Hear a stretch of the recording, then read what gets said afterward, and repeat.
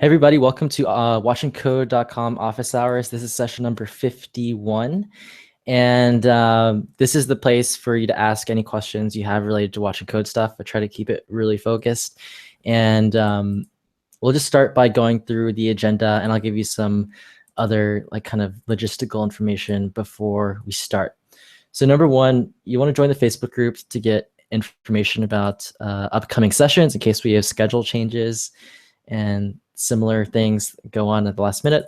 If you want to call in, that's the best way to ask questions. I also prioritize people that call in, like Os, Brian, and Taranjit. You want to click the link in this doc. You can get to this document on the YouTube video description. You can get a link to this document, and then you'll have that link to call in.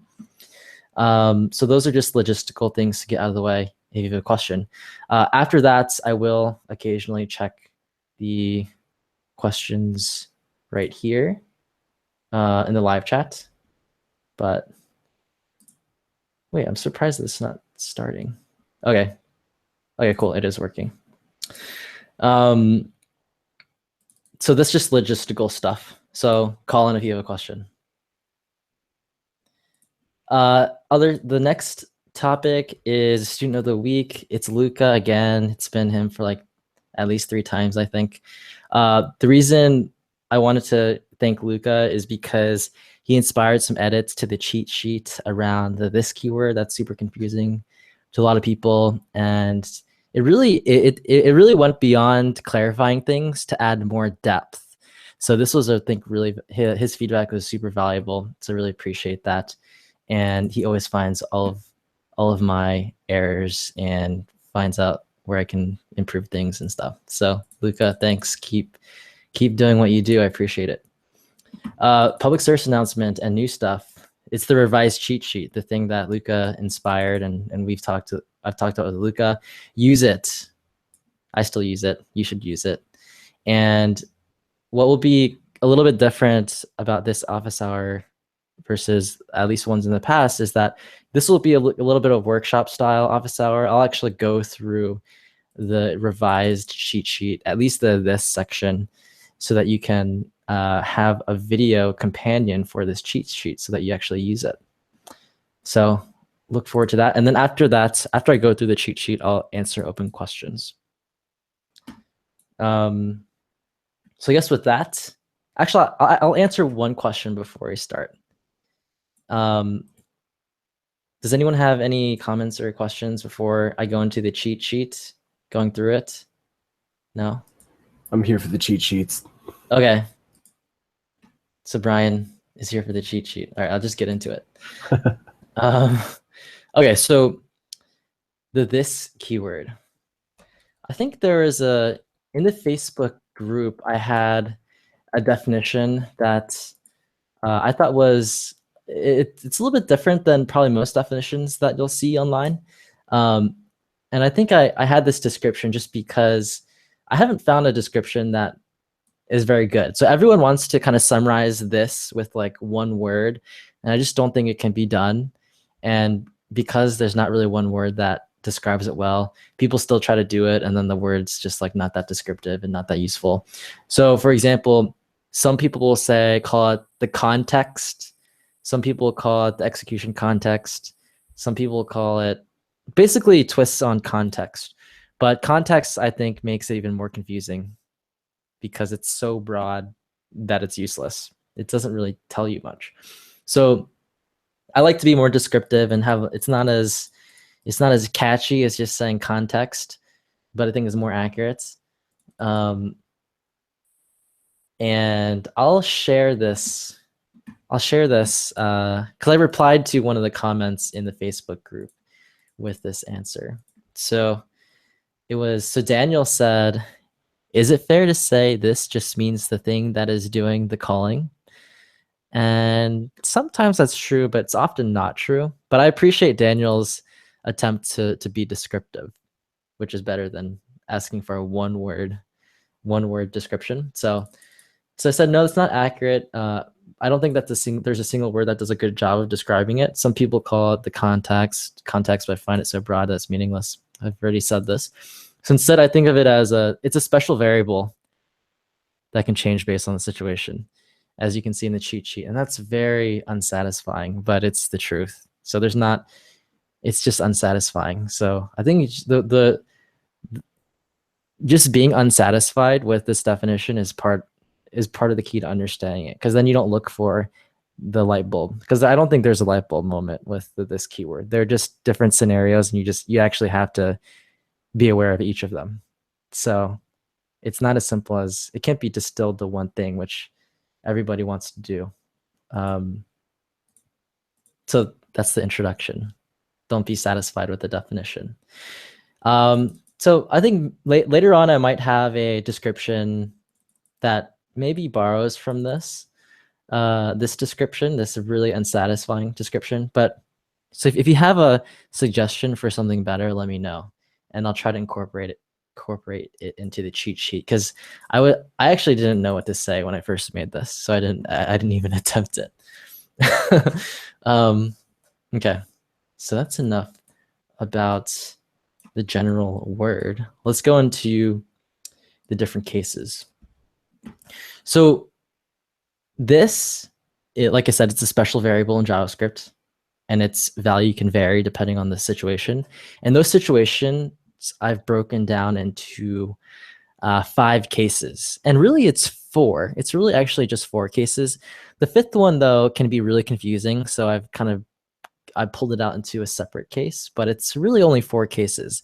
So I think when I say that, most students kind of feel relieved that it's not, it can only 4 scenarios could apply. So that's good to know, I think. And I think that was one of the things that, for me too, like kind of put me at ease. There aren't as many permutations of this as you think. It's actually only very few situations, but the trick is identifying the situation you're in. So the trick is looking at, case 1 and knowing it's case 1. That's actually the hard part. So what I'll do is I'll actually go through the examples and show you maybe I'll try to show you like how I would identify the situation, so that you can see like applying the rules. I guess applying the rules is the hard part, not knowing the rules. Okay.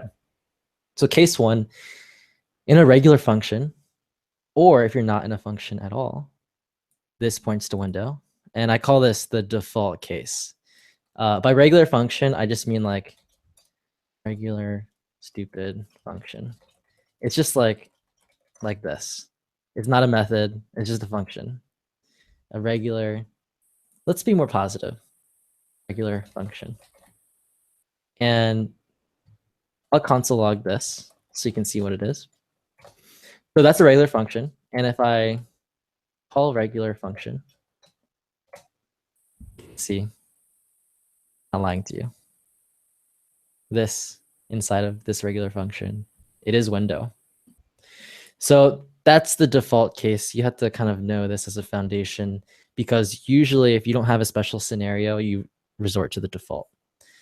The other thing I wanted to say is if you're not in a function at all. So a lot of people think that this is specific to functions. It's not. There's always a this value everywhere, even if you're not in a function. So if you're not in a function, this is also a window. So this is also kind of the default case. I guess to keep things simple, I'll stick to the examples I have in the cheat sheet. That will kind of reinforce what I've written. So we have log this. It was the same as my regular function, and it console logs this. So if we run log this, a window. So that should be, you should probably be able to predict that from just reading the rule. And then I have a note about strict mode. In strict mode, undefined will be, or this will be undefined instead of window. And if you don't know what strict mode is, don't worry about it. If you know what it is, then it'll be undefined instead of window. That's all I'll really say about strict mode. And I'll just show you, it's not magic. So if I do this, if I say,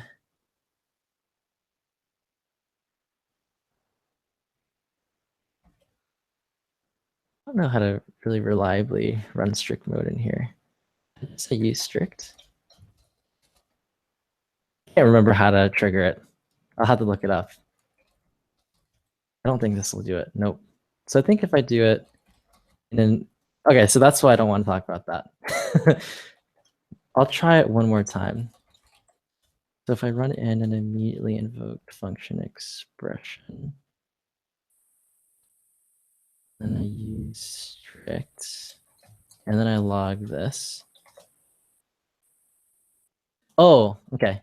So the way to get log this to be in strict mode is you type use strict at the top. I think this is right. I actually don't know. I'm actually guessing. I usually look this up, and you get undefined. So that was a lot of fumbling, but I just wanted to show you that in strict mode, this will be undefined instead of window. And the way to run strict mode, clearly, I don't really know. So you should look it up because there are probably different ways to do it that are may or may be more reliable than the method I used. But just wanted to prove that point.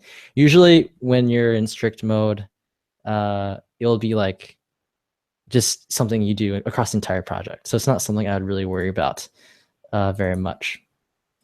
Okay, so next, or I guess, does anyone have a question up till now? No. Okay. And I guess strict mode is, I should mention very briefly what it is. It's just a mode that is a little bit more it's a little bit more like limited in what you can do. And the point of running your code in strict mode is that you do less silly stuff. So for example, you often don't want this to be this keyword to point to the window. And so useStrict has decided that's not a useful default case. And so they kind of, they rewrote the default case of case one because they don't think it's that useful. So then if you try to log or look at this and you realize it's undefined, it might give you a hint about what's going on. So again, if you want to read more about it, you can go to this link. But anyway, default case is window or undefined if you're in strict mode. Case 2. Any questions? Shift. Are you able to see it in full screen? Can you blow up the window? Can I blow up the window? How about that? Is that better?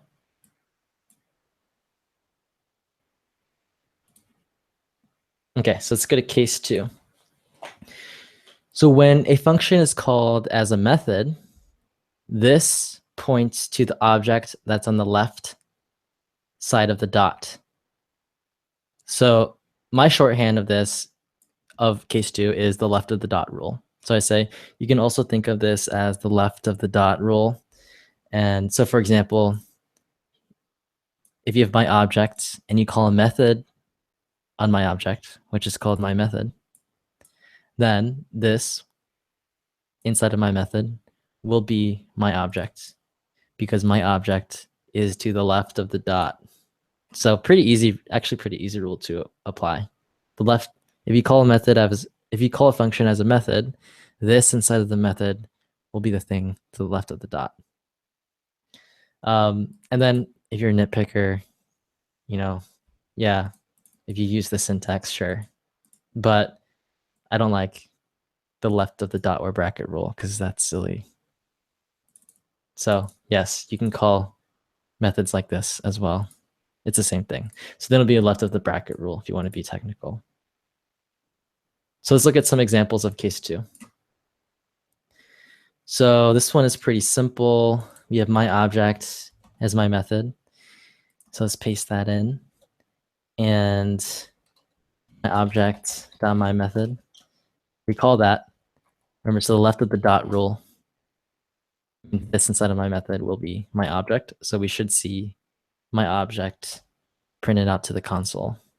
And you can see my object right there. It has one property, which is my method. That's it. That's really all there is to case 2. So case 2 is quite simple. I think the problem, there can be a problem in case 2 when you think, so I think the biggest problem with case 2 is you think you're looking at case 2, but you're not. So maybe I can give you a quick preview.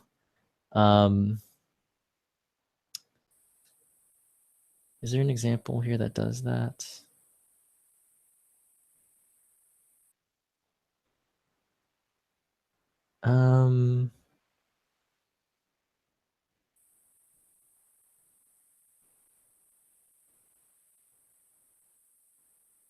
No, actually, I think case 2 is pretty easy to identify.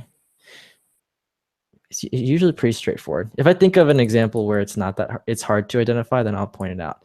But I think case 2 is generally pretty easy to identify. Let me think. I think if you do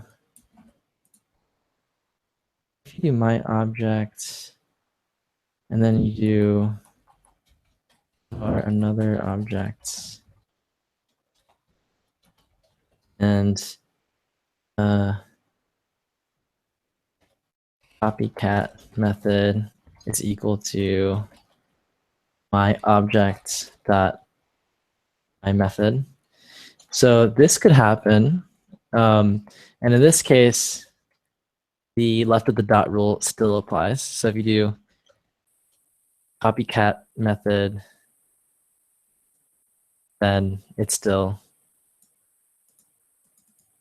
it's this inside of copycat method is another object, even though copycat method, like, I don't know, like stole the method from my object. So maybe that could be confusing because, but if you methodically follow the left of the dot rule, I don't think you'll be surprised. I think the problem is a lot of people think, oh, like the left of the dot here is my object, but they missed that this is not being called as a method. This is the thing that's being called as a method. So this is literally true. Like if this doesn't apply, then you're not looking at case 2. So I think maybe this is what I was thinking about when I said the left of the dot rule can be, some people can confuse it when they look at a case like this. Does that make sense? Case 2? And maybe a common misconception of case 2 right here. I guess the summary is the case 2 is simpler than you think. So I think when people look at a case example like this one I've highlighted, they overcomplicate it and they're like, oh, this is the left of the dot, and but they really just need to look at this part. When a function is called as a method, this is the left of the dot. So it's actually, I think the problems with case 2 are people overcomplicating things when it's really a lot simpler than they think it is. Okay, so moving on to case 3. Any questions? Better. Good. Maybe this helps too. No? Okay, so case 3. In a function that's being called as a constructor, this points to the object that the constructor is creating. So if you don't know what a constructor is a function that's used to create objects. So a really simple, incredibly boring example is a constructor that creates persons, people. And the way you use a constructor, it's always used with a new keyword. So you do new person, and then you can pass in arguments. I always use Gordon in my examples. So so if you call a function this way, it will return a new object, and you'll configure things based on anything you save onto this. And the reason that happens is because this points to the object that the constructor is creating. So in this case, new person is creating a new person whose name is Gordon. And so if you attach something to this dot name, it's going to attach it to that new object. And so that's what you're seeing in this case.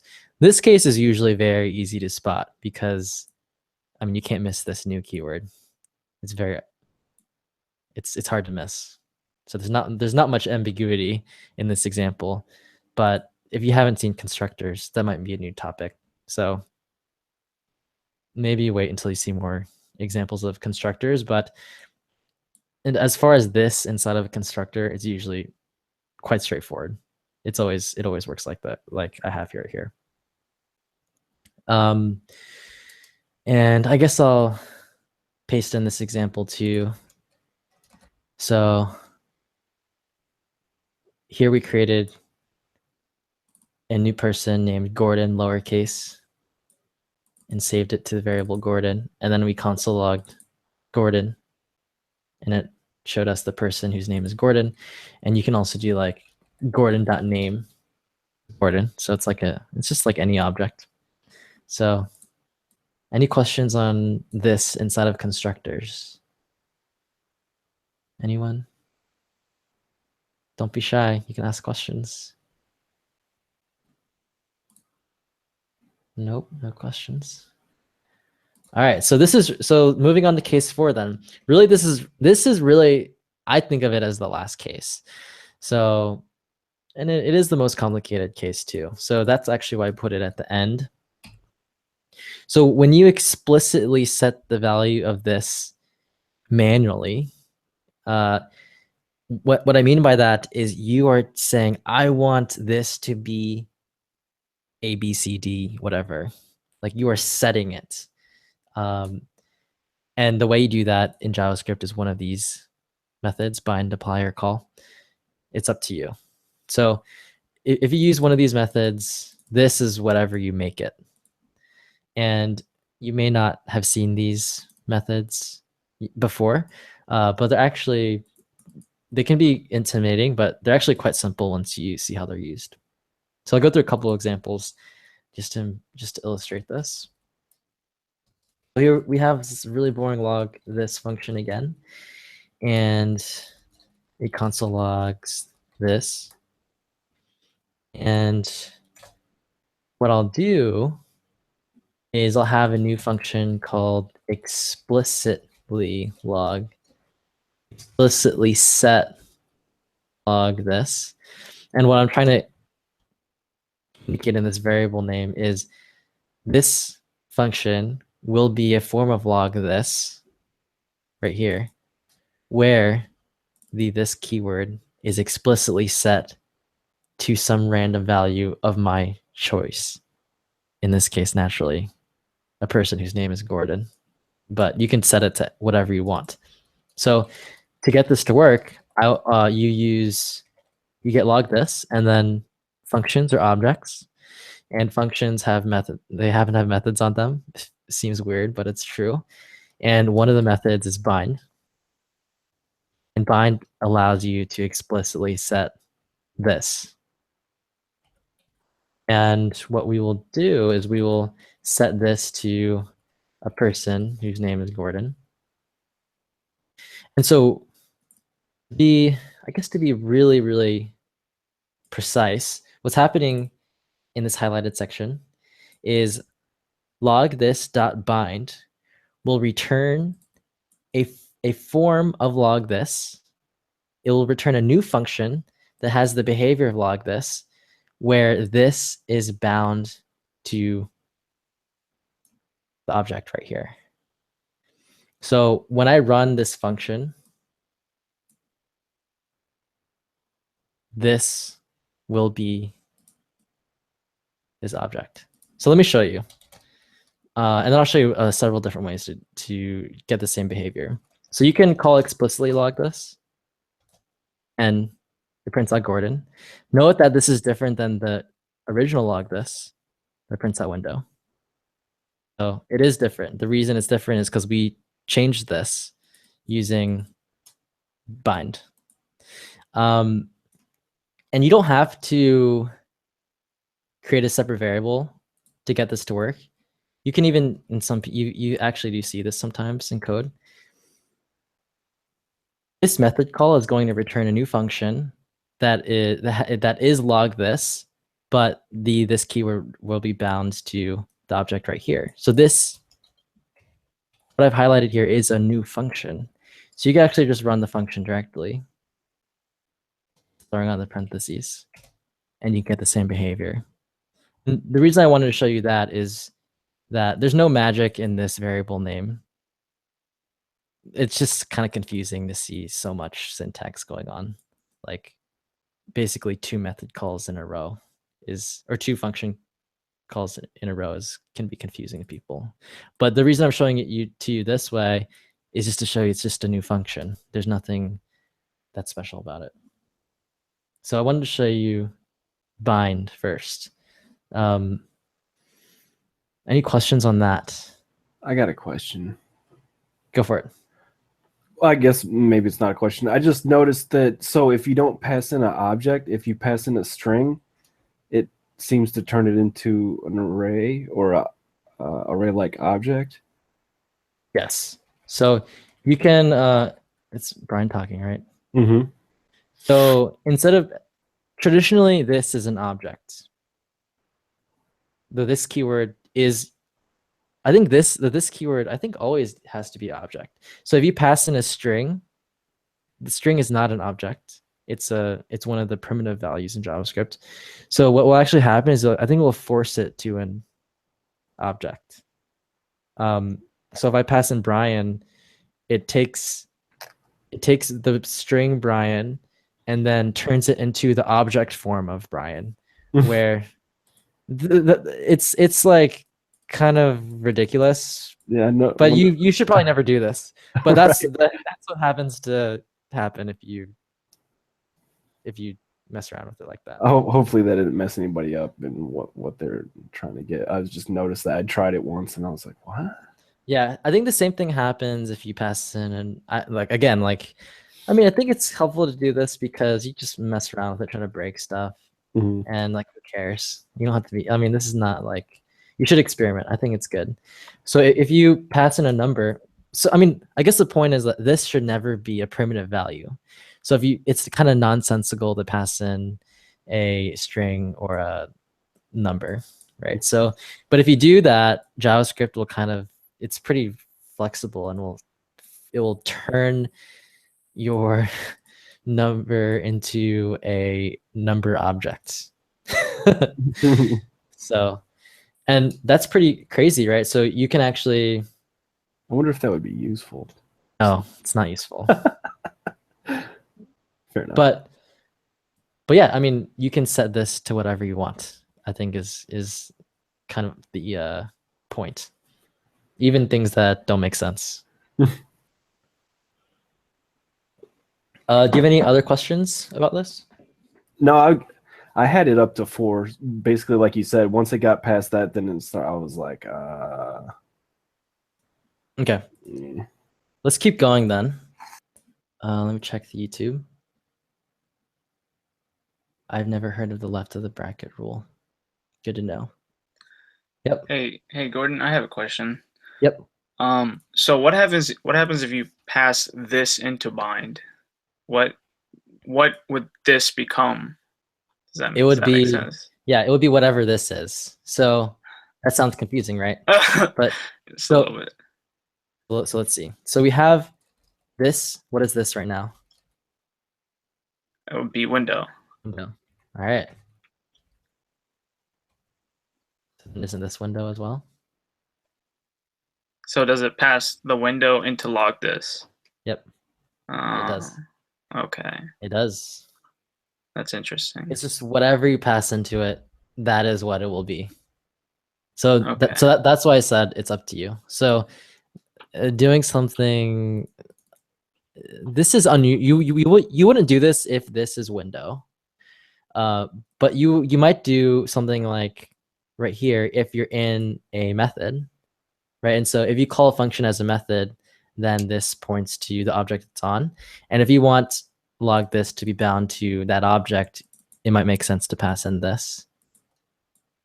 Okay. Only reason I asked that is because in the jQuery to do, we see that a lot actually. Right. Yep. And that case is exactly the one I just outlined. Here, let me just go there so that's because no one knows what I'm talking about probably. Here it is. Source. I'll do inspect and sources. All right, so os is referring to like line 60. Any of these lines, right? So what you have to figure out what this will be inside of the create method, you need to figure out what is this right here, right? Because that's the thing that's going to get passed into bind. If you in this case, you may not know, but what's happening is that bind events is being called in this way. It's happening not there. App init calls bind events. Yeah, so app init. So this inside of init is app. So then this is equivalent to app.bind events. So you can think of the left of the dot rule in bind events as app. Does that make sense? So that answers the question, what is this right here? Well, it's app. So this is equivalent. Writing the code here is equivalent to writing app. Same. So to be extra clear, 2 lines are the same.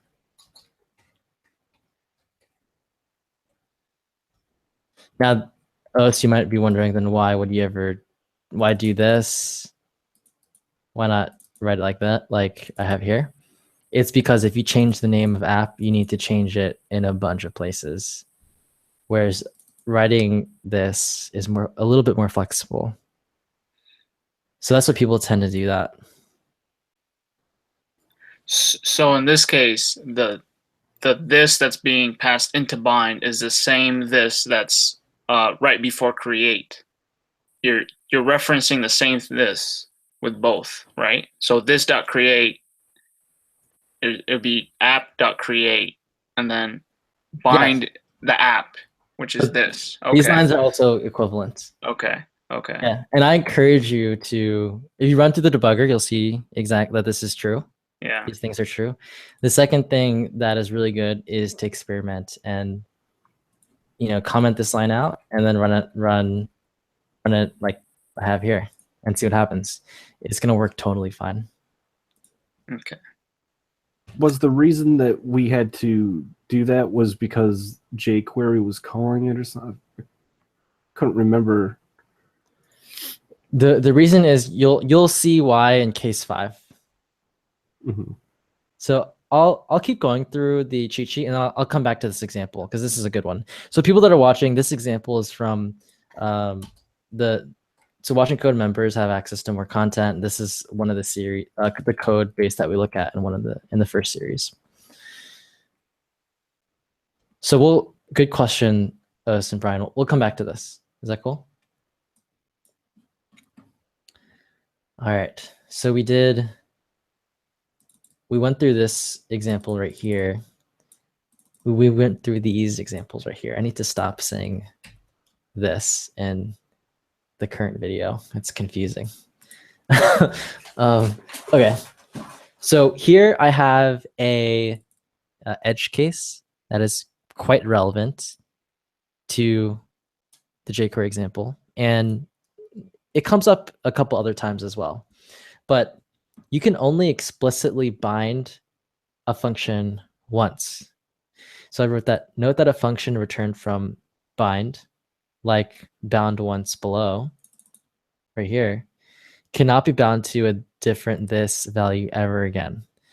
In other words, functions can be bound only once. And so in this example that I've highlighted, I've bound log this to an object that says the first time is forever. And then I just show you a bunch of examples where that's true.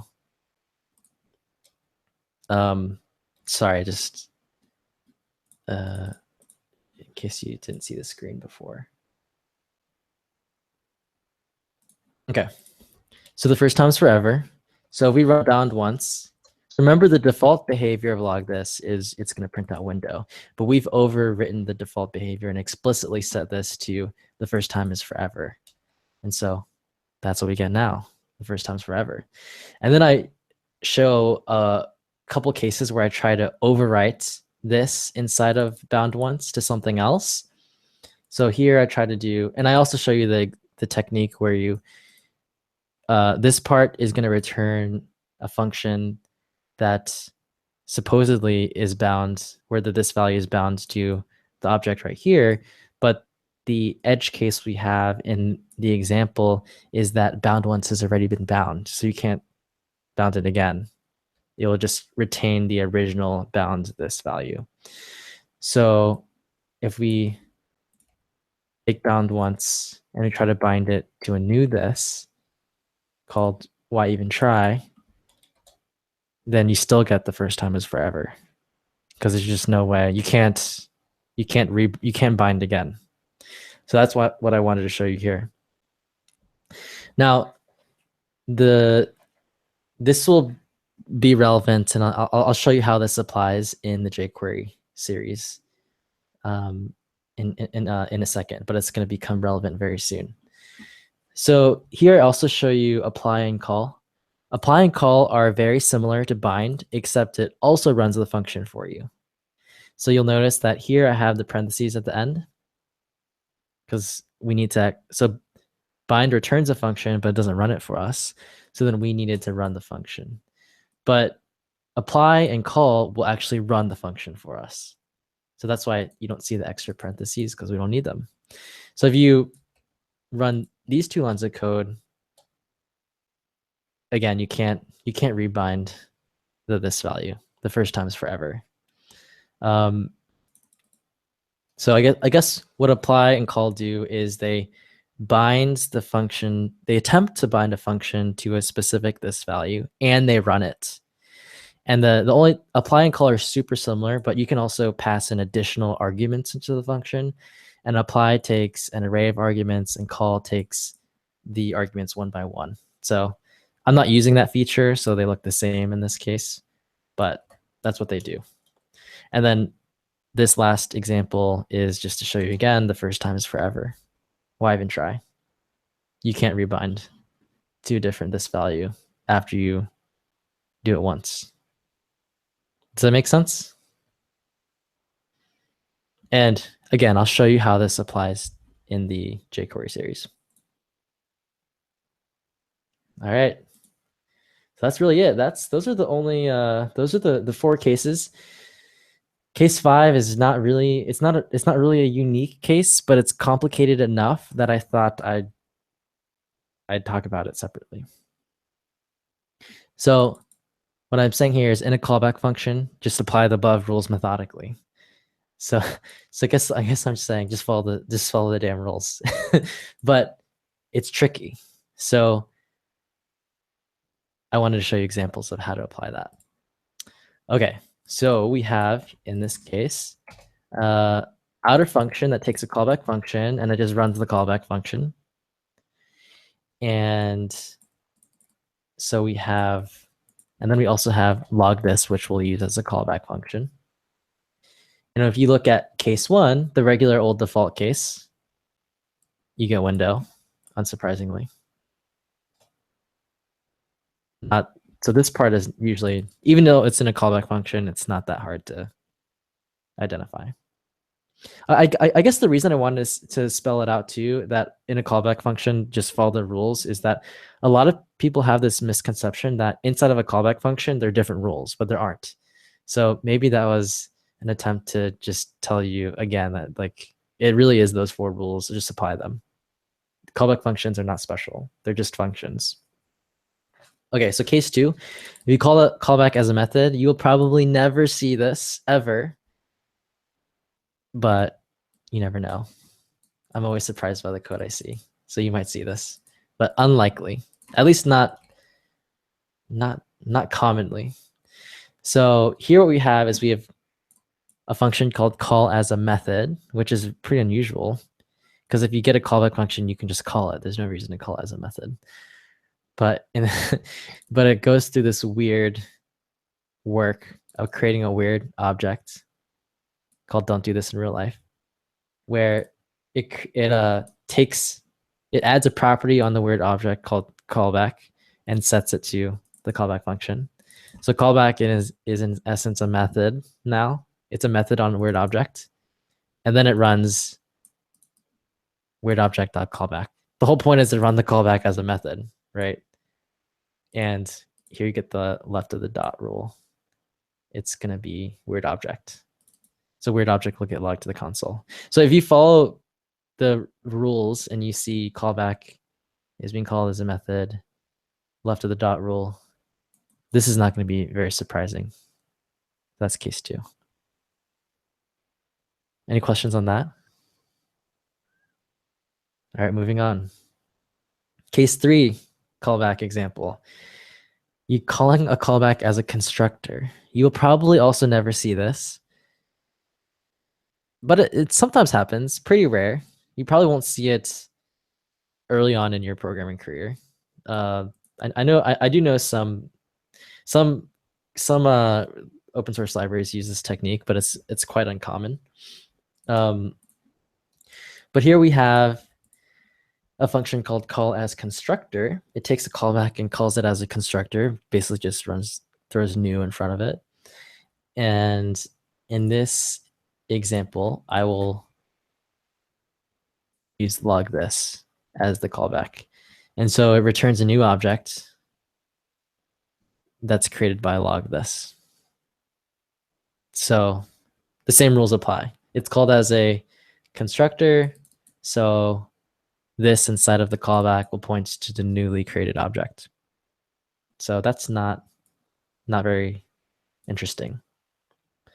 Case 4 is where it gets a little bit confusing, more interesting.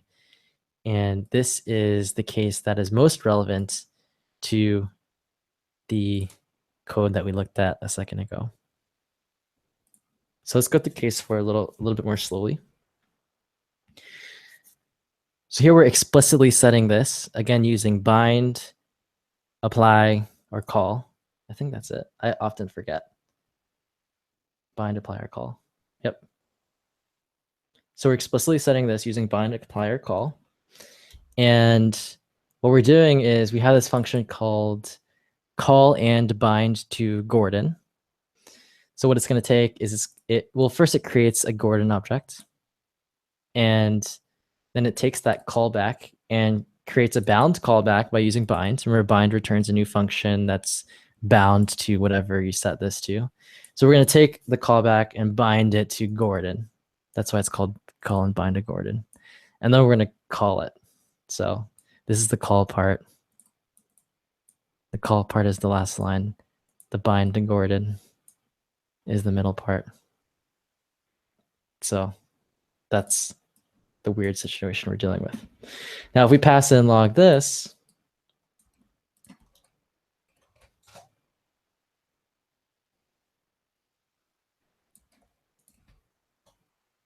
we see that log this is bound to Gordon, and that's because of what's happening in call and bind to Gordon.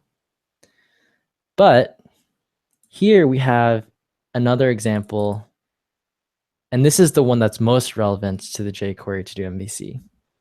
We have bound once that takes the original log this function and binds it to the first time is forever. So kind of similar example to the one we looked at earlier. So now if we call bound once, it's going to bind to the first time is forever. And then what it's going to do is it's going to pass bound once into call and bind to Gordon. So this is interesting because you get a conflict, right? So you get a conflict where you pass in a function to call and bind to Gordon. And the whole point of call and bind to Gordon is it binds that function to Gordon. But the problem is bound once has already been bound. And so call and bind to Gordon is not able to do what it's supposed to do because the callback's already been bound once and the first time is forever. So this is actually what's happening in the jQuery to do MVC series. Well, I guess first of all, does this make sense before I show how this is applied to the jQuery code?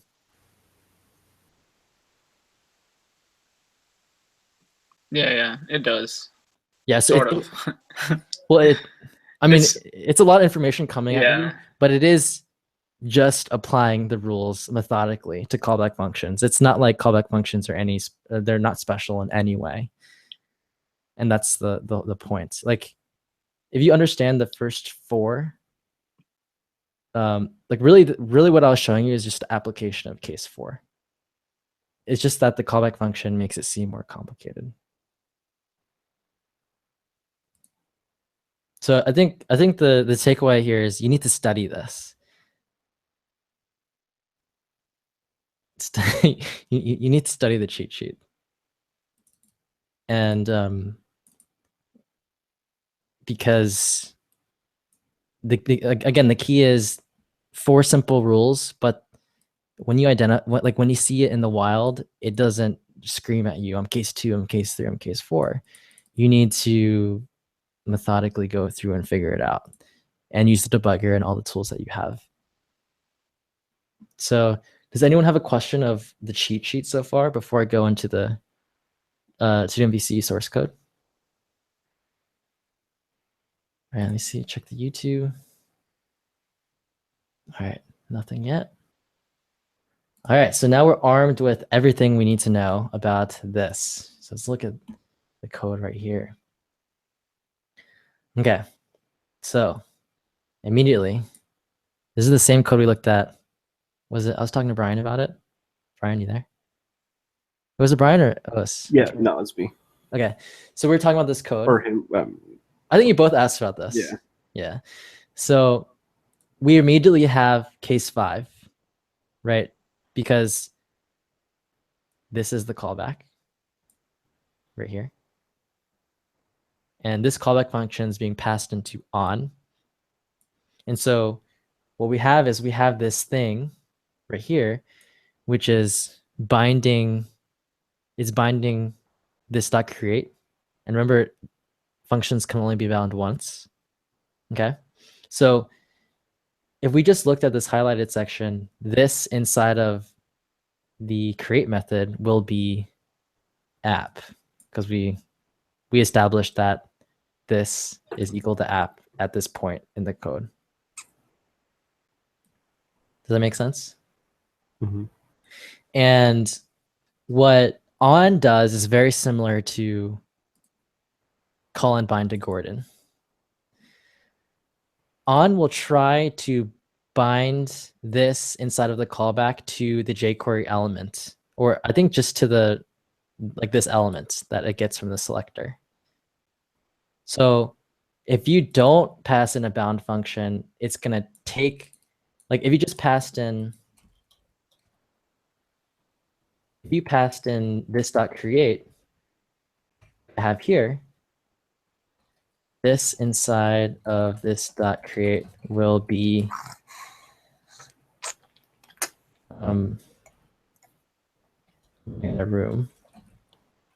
So I'll write the comment above. This inside of this dot create will be the new to do element.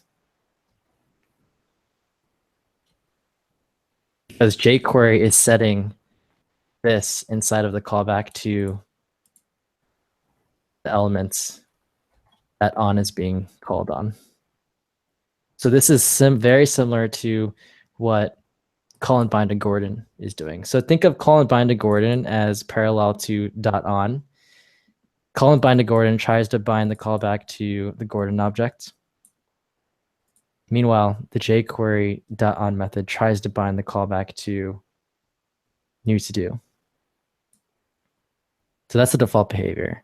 But if you pass in a function that's already been bound, then jQuery will not be able to bind it to new to do. It will be the app object. Does that make sense? Mm-hmm. So that's it. So this is a really good example because it brings together, like you need to understand this cheat sheet to read this code.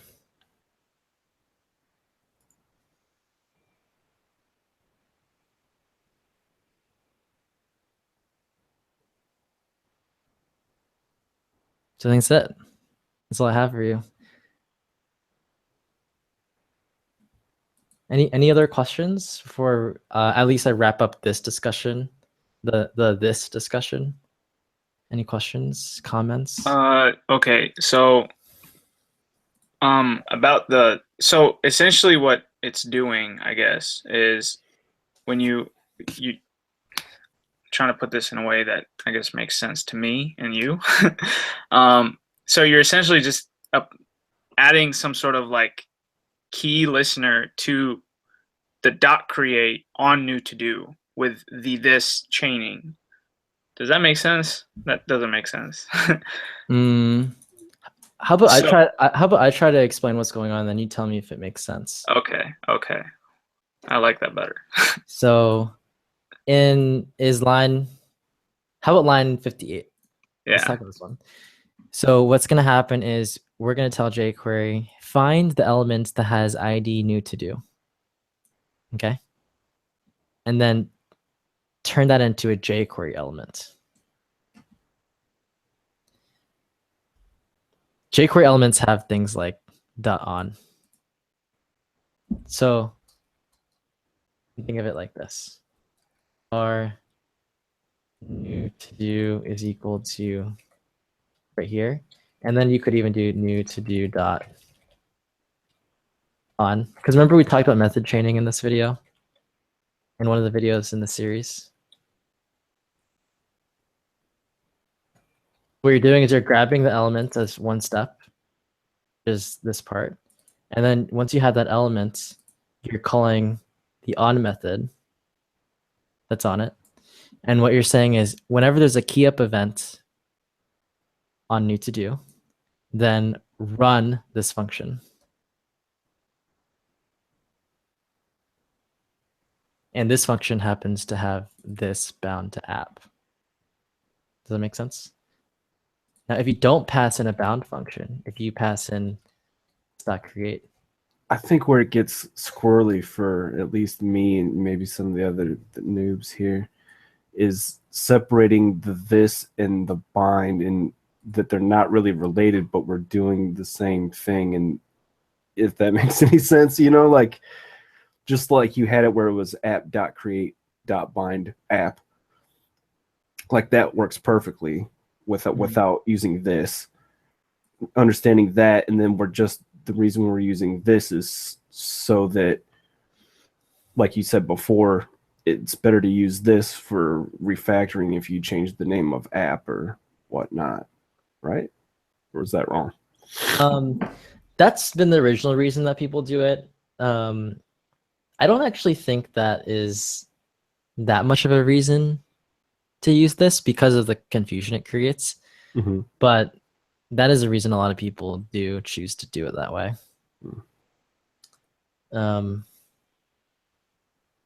It makes modifying the code easier. Mm-hmm. But I guess back to what you're asking. So what happens here is you grab the element and you turn it into a jQuery element, which has the on method. You call that on method, and then you say whenever there's a key up event, run this function. And as we know, this function has this value bound to app. And that way, inside of the function, you can reference things on the app object. Because if you don't bind to this, it's going to be, this will be bound to the element because that's jQuery's default behavior. Just like calling bind to Gordon will bind to the Gordon object if you don't pass in a bound function like I have here, then by default the callback will be bound to Gordon. And that is the same as what's happening in this example, if you don't pass in a bound function, then this inside of this function will be bound to the element. Hey, Gordon. Yep. So those two this, the one with this dot create and this in the bind, are completely different objects. No, they're the same. So, but if you don't bind to this, then why would it point to the new jQuery object? So let me try to undo some of the stuff I have here.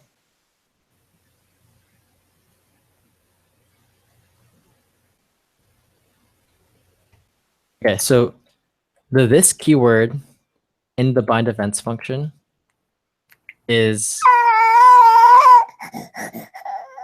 Sorry, hold on. sorry. So the this keyword in the bind events function is app. So Daniel, so Yeah. if you use this anywhere in bind events, it will point to app. Okay. But what about the this dot create? The this. Yeah, it's still app, right? So if Yeah. you type like this dot render, I mean, is that any different than doing this dot create? This is app. You can do app dot render. You can do app dot create.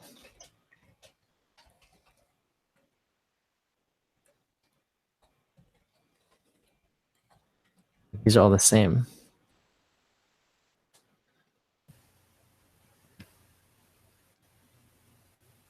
Okay. Really rusty, so I need to review this. Yeah, you should review this. Yeah. I mean, this is similar to the question, I think Ryan asked this question. If you pass, or maybe it was Os, I can't remember, but if you have a function, say you log this, and you log this, and you do dot bind, and you pass in this. Well, right here we know, like Daniel, we know this is equal to window, right? If you pass this in, it's going to be window. It's the same thing is happening in the code right here. We know this at this point in the code is app. And so if we pass in this keyword, it's like passing an app. And we also know that this is app. And so if you do this dot create, it's also app. Like otherwise this wouldn't work at all. Because only the app object has create and toggle and editing mode and edit key up and update and destroy.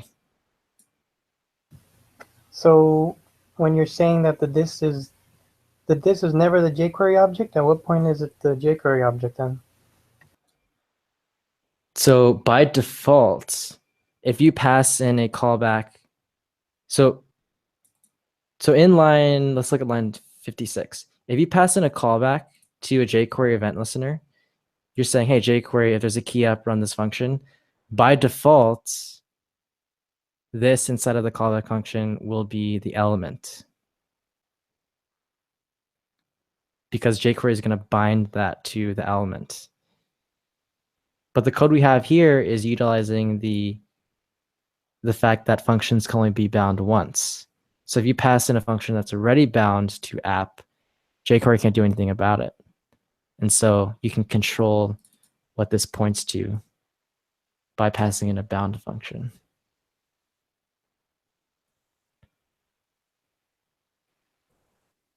Does that make sense? No, I get that part. I'm just I forget why. If you already have this in there, and it's calling the function, the reason it kind of stays with the app object because you're binding it, right? Like, is that what's happening? Like when it gets called elsewhere, it doesn't grab Well, the context. can you be precise? What are you referring to when you say it? So we have this.create. So this is representing the app object context. Yeah, this is app. So we need to bind this to this dot create so that it maintains that context when it gets called in a callback. Yes. Okay, I'm forgetting where it's being called. It's being called when there's an event key up event. So instead of window, it would stay with app. No, instead of the element, it would be app. So the best way to do this, Daniel, is you got to run this through the debugger. You have to, like, do it right now. So what the experiment I want you to do is the experiment right here. So delete this. So here's what I want you to do, Daniel. So comment this code out, run the code like I have here, where you're not binding, and then put a breakpoint inside of create, and then look at this inside of the debugger. Let's just do that. Is it Maze Stealer?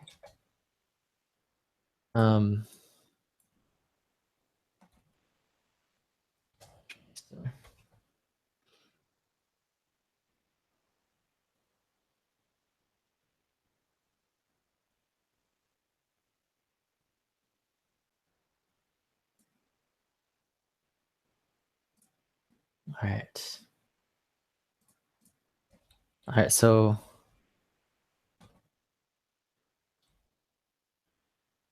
I can sign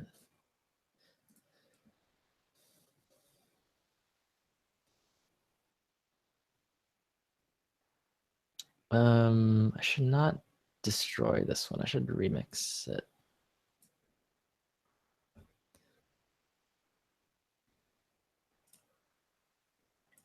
Okay. So remember, the experiment is that we want to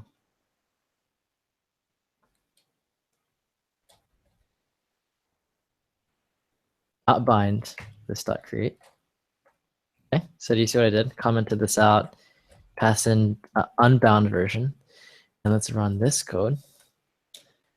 And we want to put a breakpoint inside of create so we can see what this is. Create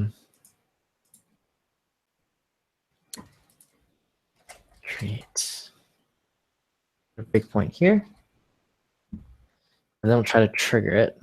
So we try to create something. And that triggered. So there's a key up event.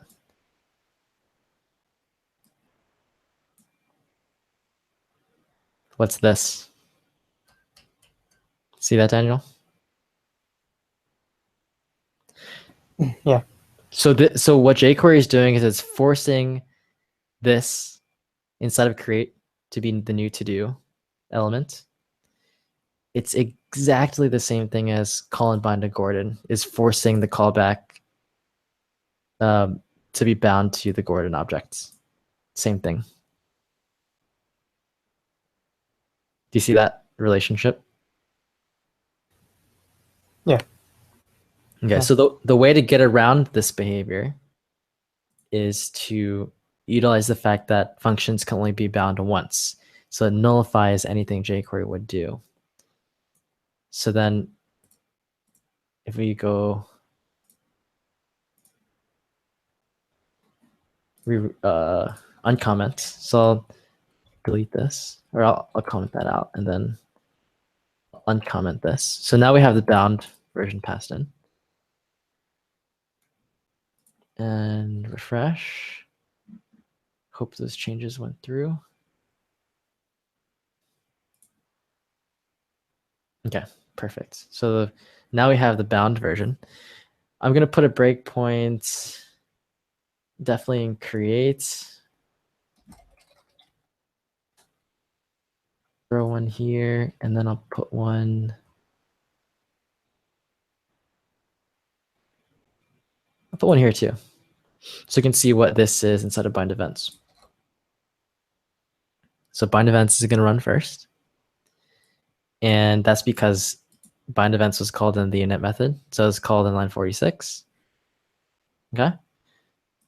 And then everywhere inside of bind events, this is equal to the app object. The reason is because, remember the left of the dot rule? The left of the dot here is app object. So this inside of bind events will be the app object. It's a lot easier when you use the debugger. You actually don't have to really remember the rules at all. It just kind of reinforces the rules for you. So now we know this everywhere inside of bind events is the app object, and you can confirm. You can just hover over all of them. So you can look at it right here. You can look at it right here. You can even be thorough and go through all of them if you're not convinced.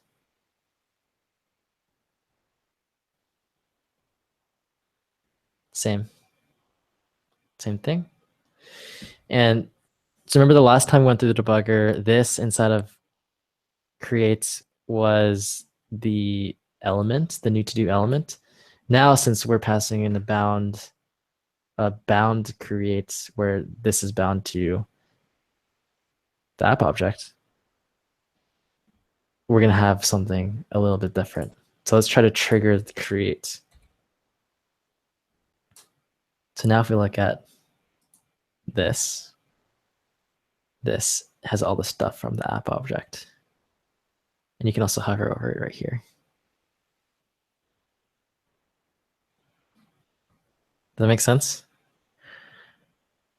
And it has to work like this, because if this is pointing to the element, the input element, then you can't run render, because render is not on the element. It's only on the app object.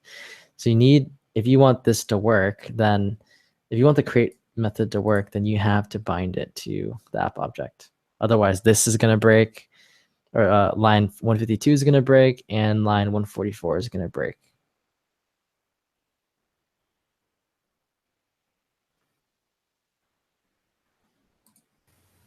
All right, thanks, Gordon. Yep.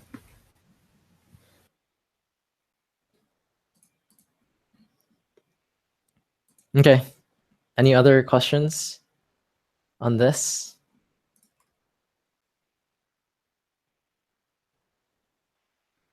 Anyone?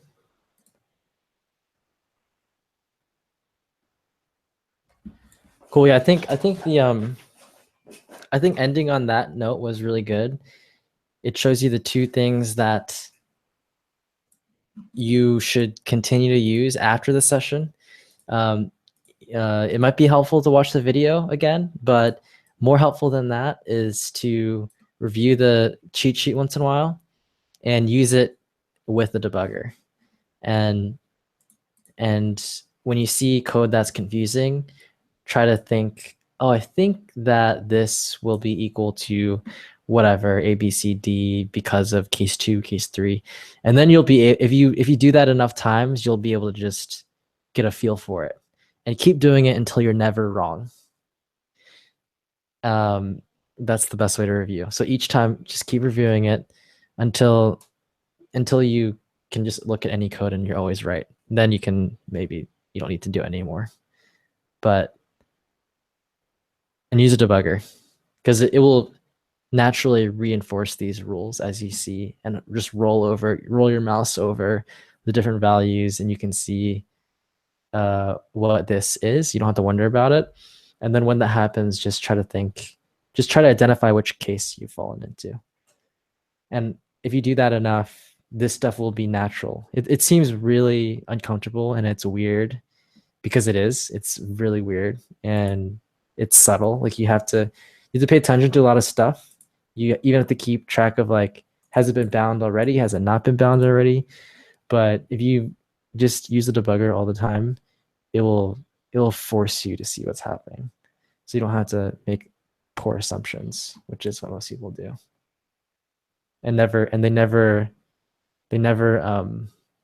challenge their assumptions. So they just have bad assumptions and never find out the truth. So don't do that.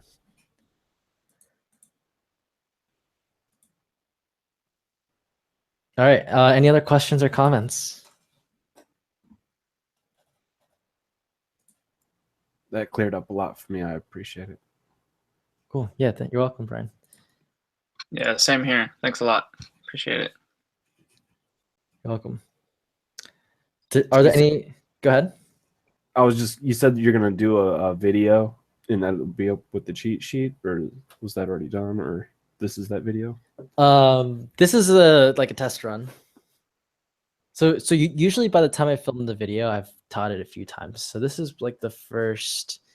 This is the first time going through the cheat sheet after it was revised, and I would probably tighten it up and have a video for every case, and then probably have videos for identifying these cases in real code, because that's the problem. I think when I go through the cheat sheet, everyone's like, "Oh, it's so simple, obvious, duh." But then even a simple real example, people are like, "Oh, I don't know." Right. And even to show people, like, just use a debugger. Don't like just see. You don't have to always guess. Just keep using it until you can just look at something and know. Just keep doing it. That's not something that you don't need to be smart to do that. You just need to be thorough and just methodical. It's not, because at the end of the day, like I showed you, there are only four rules. The problem is that they're combined often. And the other thing too is if you see opportunities to have simpler code, then try not to have code. I mean, I think this goes to a level above where most of you all are at right now if you're just learning this keyword. But be mindful of the fact when you combine like 4 cases into one, and then you have like 3 layers of callback functions, it's confusing for everybody. It's not like that's, I would say, bad code, at the very least confusing. Right. Like that's not code to be proud of. And so yeah, I think the next level is to write code that's easy to understand. But for you all right now, it's not really an issue. The issue is being able to understand code at all. So looking at any code and then being able to know what's happening is the key challenge for you right now. Once you have a good sense of that, then you can, when you write, you can write in an informed way. It's like when writers of any language tend to read a lot and have experience of like what's worked and what doesn't work, what they don't like.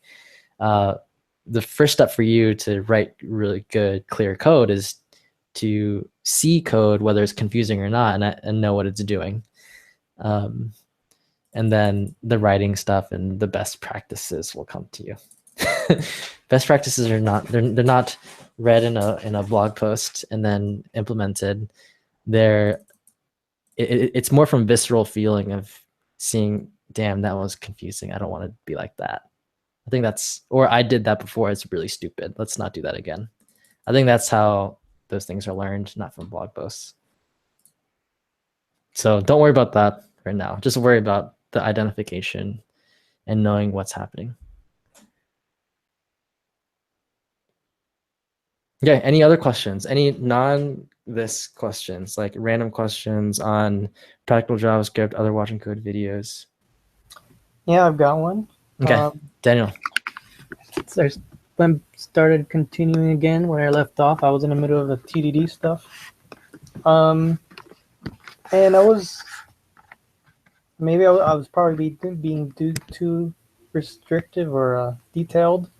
I was trying to do like type checking, like the parameters. Like the first should be an array, make sure it's an array. The second one should be a function. Mm-hmm. And I was having trouble writing the function to check for these parameters, make sure the parameters are correct. What part of test-driven development are you at? This one was on Reduce, but the same can be applied to like the others, filter, map, things like that. So you're having trouble writing a test that enforces that you're checking for types? Is that Yeah. um Like I was trying like just to like, well, let me try to do this extra stuff, and then I just had trouble writing it up. Like I would get the first one, but then the second one, I don't know. I think I was just doing it wrong or something. But I had trouble like. let me see. So if I do for each. So in this example, I'm gonna do something like this, right? Is that essentially what you're trying to do? You're trying to make your code throw errors like this? Something like that, yeah. Like it won't pass the test because Well, I think maybe Thomas, are you there? Thomas? So I think, Hello? yeah. Yeah, I'm here. In the test-driven development series, did I have a section about catching errors and checking the errors are thrown? I think I did, right? That's a good question. I believe there was some error throwing. Yeah. Yeah. So Yeah. you'll want to look at that, Daniel. So for example, if you want your code to throw an error, like I have in this case, and you want to write a test for that, you'll want to review that section where I talk about throwing and catching errors and stuff. It's probably in the last video of the testing series. I don't know if you've gotten there. is it still TDD or simple test stuff? I think it's in the last video of TDD.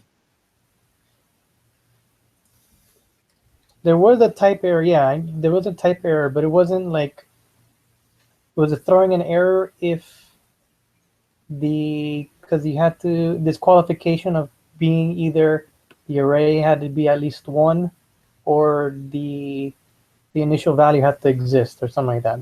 Then you threw an error at those points. Mhm. So I guess I'll look at that. Yeah, so that's the relevant. Yeah. I think if you follow the principles there, you'll be able to do the same thing. I think it's very similar, if not the same.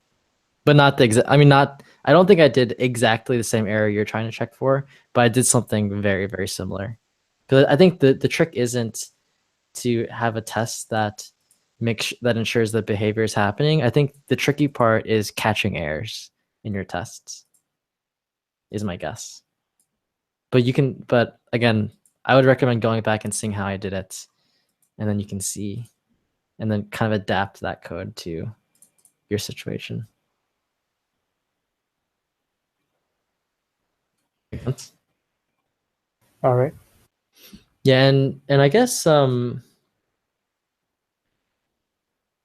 other thing is like don't go crazy with because like you could go down a black hole with the errors because you can throw a lot of them, and like if you want to satisfy your curiosity and have a test that checks for errors, like one or two of them, that's fine. But it's not really, you kind of hit diminishing returns when once you check for one, because if you check for like 5, it's just the same, 4 more times. So don't just kind of see how it's done and then maybe try it once, then I'd move on, because I think there are probably a lot of errors. I don't know exactly how many errors are thrown for the native array methods, but yes, I'm not sure how valuable it is to do more than like 1 or 2 of them once you see how it works. Daniel, do you have any other questions? No, right now. Thanks. Yeah, cool. I'm glad you're getting back into it. Yeah. I'm starting to look for another job from what I was just from. So going back to JavaScript again.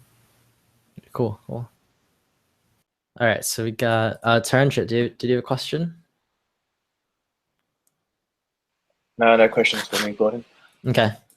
What do you think? Is this keyword clear to you? For me, Yeah. yeah, it's become much clearer. I remember you went through that example with me a few weeks ago. Oh, right. Yeah, I was actually confused about this as well. If you remember a few weeks ago when you went through the to-do MVC with me as well. Yeah, and I think just I just printed off the cheat sheet, to be honest, and I just have it next to me, and that's Mhm. just made things easier. Yeah. That's just repetition. I think, yeah, at the end of the day. Yep. Yeah, so not too bad for me now. Okay, cool. Yeah, that's a good tip. Print it out. Just leave it on your desk. Cool. All right, so Thomas, did you have any questions? Nope, no questions. Just wanted to join, listen in. Yep. Yep. Cool. Yeah. Os, did you have any questions? All right. Nope. I'm good. So there's one question, then I'll go off the air, and if you want to continue the chat and hangouts, we'll usually have like an off the air discussion at the end. So you'll want to call in if you want to join that. But there's one question. Alter Shift.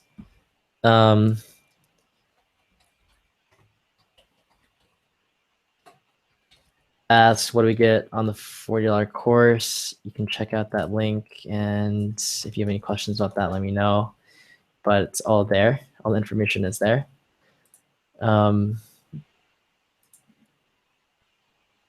Wait, is this a better link? There you go. So if you want to know more about that, then check it out. I think most of the people here are subscribed to that, at least the people that have called in. But there's all the information you want to know is right there. All right. So again, thanks for showing up. Hope that was helpful. Print out the cheat sheet, use the debugger. There are only 4 cases really, so don't get overwhelmed by this. And yeah, get your questions ready for next week and hope to see you then. And then if you want to join the off-air chat, then join the hangout. We'll hang out for a little bit before calling it a night. All right, thanks to everyone for joining, and I hope to see you next week.